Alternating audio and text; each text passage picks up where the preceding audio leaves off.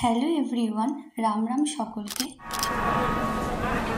আমার গলার অবস্থা আগের সোমবার থেকে ভীষণ খারাপ, তাই সকলে একটু অ্যাডজাস্ট করে নিও। তবে আজকে আমি তোমাদের সঙ্গে এক অবিশ্বাস্য, অলৌকিক এবং অসাধারণ ঘটনা শেয়ার করতে চলেছি। আমি দুপুর 1:40 হুল ধরেছিলাম সিউড়িতে, কিন্তু আমি হাওড়া যাওয়ার পরিবর্তে হাওড়া নেমেই দেখি আমি বাংলাদেশে পৌঁছে গেছি। হাওড়া স্টেশন থেকে বেরিয়েই আমি কলকাতার উদ্দেশ্যে রওনা দিয়েছিলাম, কিন্তু আমি পৌঁছে গেছিলাম বাংলাদেশে। ঠিক আছে, এবার আমার মতো অনেকজনেরই এক্সপিরিয়েন্সটা আছে। তো আমি গিয়েছিলাম মেনলি শপিং করতে, বিশাল কিছু কিছু শপিং করতে নয়, কয়েকটা জিনিস শপিং করার ছিল, সেই শপিংয়ের উদ্দেশ্যে আমরা গেছিলাম। তো সেদিন সন্ধ্যাবেলায় পৌঁছেছিলাম। সেদিন খুব একটা শপিং হওয়ার কথা নয়, কারণ রুমে পৌঁছাতে প্রায় 8টা বেজে গেছিলো। আর আমাদের রুম থেকে শ্রী লেদার্সটা খুব কাছে ছিল, তাই শ্রী লেদার্সে পৌঁছে গিয়েছিলাম। শ্রী লেদার্সে আমার কিছু জুতো নিয়েছিলাম, আর আমার সঙ্গে যারা গেছিলো তারাও সকলেই নিয়েছিল ওদের পছন্দ মতো। আর সত্যি বলতে শ্রী লেদার্সের কালেকশন ও স্টেবিলিটি আমার খুব ভালো লাগে। আগেও এসেছি, শ্রী লেদার্স থেকে অনেক কিছুই নেওয়া হলো, ব্যাগ, বেল্ট যারা দরকার সকলেই নিয়েছি। তারপর রুমে গেলাম। আমার রুমের আশেপাশে দেখছি আমার রুমটাও কিন্তু বাংলাদেশের অবস্থিত, অর্থাৎ রুমের আশেপাশে অনেক মানুষ, যে মানুষদের সঙ্গে বাংলাদেশের মানুষদের খুব মিল আছে।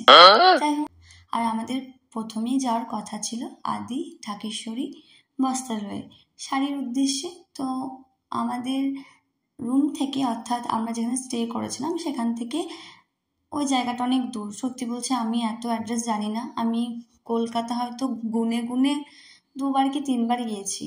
সব কিছু আমার সেভাবে দেখা বা চেনা হয় না।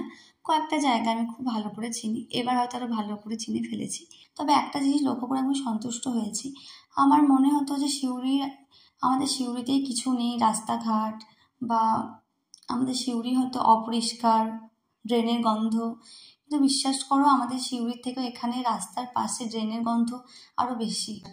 আমাদের সিউড়ির বা আশেপাশের বা আমাদের গ্রামগঞ্জের মানুষ আমরা কলকাতার মানুষের থেকে অনেক সুখী। কোনো এক জায়গায় শান্তিপূর্ণভাবে দাঁড়াবো, সেটার জন্য শুধু গন্ধ আর গন্ধ। বিশাল বড় বড় আগেকার সময়ের বাড়ি, অর্থাৎ অনেক আগে বানানো বাড়ি, তবে এগুলো খুব রিস্কি। তো এখানেও দেখছি প্রায় বাড়ি দেখছি ভেঙে পড়া অবস্থায় অবস্থিত, কিন্তু সেই জায়গাগুলো আর 2-একটা জায়গা বেশ দেখতে ভালো লাগছে। লাল লাল ফোর্ট টাইপের যে বাড়িগুলো, চার্চ, সেগুলো তো এখনকার আমলে বানানো, ইংরেজ আমলে বানানো, দেখতে ভালো লাগছে। বাট সেগুলো সেভাবে ট্রিটমেন্ট করা হয় না। যাই হোক, এরপরে আমরা ঢাকেশ্বরী বস্ত্রালয়ে পৌঁছে গেছিলাম, কিন্তু ঢাকেশ্বরী বস্ত্রালয় খুলতে নাকি 10:30, মানে ওপেন করতে 10:30, 11টা, আর আমরা পৌঁছে গেছিলাম 9টার মধ্যে। আর আমি প্রথম মেট্রোতে চেপেছিলাম। এটা আমার ফার্স্ট এক্সপিরিয়েন্স মেট্রোতে। আমার রুট বাড়ি থেকে সিউড়ি থেকে সাঁইথিয়া, আর বা সিউড়ি থেকে বোলপুর, আর আগে হয়তো বহরমপুর এসব যেতাম, বাট এখন সেটাও বন্ধ, যায় না। তো এইটুকুই। তারপর আমার ঢাকেশ্বরী বস্ত্রালয়ে পৌঁছে গেছিলাম। সেখানে দেখছি বাবা 10:30টায় খোলেন, তা আমরা 9টায় পৌঁছে গেছিলাম। তো তার সামনে একটা মঠ ছিল, মহানির্বাণ মঠ। তো আমার মঠটা কিন্তু খুব ভালো লেগেছে। আমরা শপিংয়ে গেছিলাম, আমাদের হাতে একদম কম টাইম ছিল, একদিন সময় ছিল, তাই এই মঠটা দেখলাম। সামনেই ছিল আদি ঢাকেশ্বরীর সামনে, খুব ভালো লাগলো। ওখানে একজন মহাপুরুষের মূর্তি রয়েছে এবং কয়েকজন মানুষ গান গাইছিলেন, খুব ভালো লাগলো। সেটা মন ভরে যাওয়ার মতো, আর মঠটা খুব সুন্দর। আমি তারপর মঠটা একটু গুগল করে দেখেছিলাম যে হ্যাঁ, মঠটা বেশ ভালো, আর অনেক কিছু জানতে পেরেছিলাম। তারপর আমরা ঢাকেশ্বরী গেলাম। ঢাকেশ্বরীতে যাওয়া মাত্র আমি 100টা শাড়ি দেখেছি, তার মধ্যে আমার একটাও হচ্ছিল না পছন্দ। তারপর আমার সঙ্গে সবাই ছিল, সবাই আমার শাড়িটা পছন্দ করে দিল। শান্তিপুরে আমার এটা হয়নি। শান্তিপুরে গেছি আমি, শান্তিপুরে আমার এক চান্সেই হয়ে গেছিল পছন্দ। শান্তিপুরে আমার শাড়ি এক চান্সেই কেন জানি না পছন্দ হয়ে গেছিলো।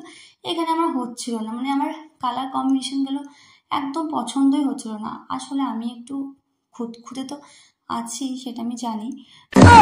অনেক কষ্টের শাড়ি হলো পছন্দ, নিয়েও নিলাম। তারপরে আমরা চলে গেছিলাম বড় বাজার, যার নাম শুনেছি, যার ভিডিও দেখেছি, ব্লগ দেখেছি।